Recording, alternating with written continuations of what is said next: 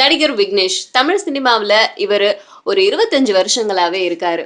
அவங்க நம்ம ஊரு பொண்ணுங்க அப்படிங்கிற படம் மூலமா அறிமுகமானாரு. விக்னேஷ் ஏகப்பட்ட படங்கள்ல நடிச்சாரு. இருந்தாலும் ஒரு படம் கூட இவருக்கு அவர் எதிர்பார்த்த அளவுக்கு வெற்றி குடுக்கல.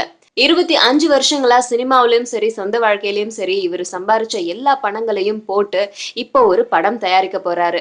அவன், அவள் அப்படிங்கிற படத்த தான் தயாரிக்க போறாரு. தன்னோட மொத்த சேமிப்பையும் ஒரு படத்துல கொண்டு போய் போடுறதுனால, இவருடைய மனைவியே இவங்க கிட்ட வந்து பேசுறத நிறுத்திட்டாங்களாம். வீடெல்லாம் இருந்தும் எடிட்டிங் ஸ்டுடியோல தான் தங்கியிருக்காராம். ஸோ இவ்ளோ கஷ்டங்களையும் தாங்கி, நான் ஒரு படம் தயாரிக்கிறேன். இந்த ஒரு படத்த நம்பி நான் நடுத்தெருவுல இப்ப நிக்கிறேன்.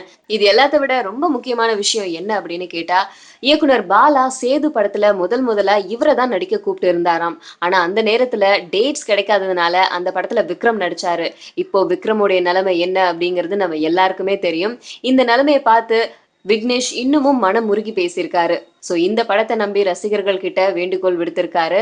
சோ பாப்போம் படம் வெளிவந்ததுக்கு அப்புறம் படம் எப்படி இருக்கு? ரசிகர்கள் வந்து இவருடைய வாக்க காப்பாத்துவாங்களா என்ன அப்படிங்கிறது.